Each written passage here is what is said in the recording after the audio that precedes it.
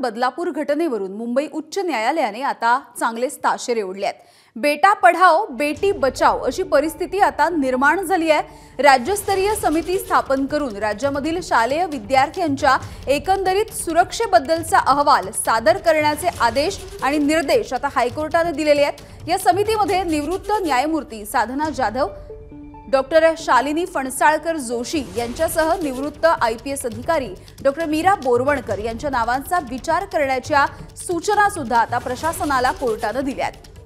बदलापूर प्रकरणावरून हायकोर्टाने आता दखल घेतलेली आहे आणि सुमोटो याचिकेवरती न्यायमूर्ती रेवती मोहिते डेरे आणि न्यायमूर्ती पृथ्वीराज चव्हाण यांच्या खंडपीठापुढे आज ही महत्त्वाची सुनावणी पार पडली आहे। पुढची सुनावणी आता 1 ऑक्टोबर रोजी घेतली जाणार आहे। मात्र या संपूर्ण घटनेच्या नंतर आजही ज्यावेळेला सुनावणी सुरू होती तेव्हा हायकोर्टाने ताशेरे ओढलेले आहेत।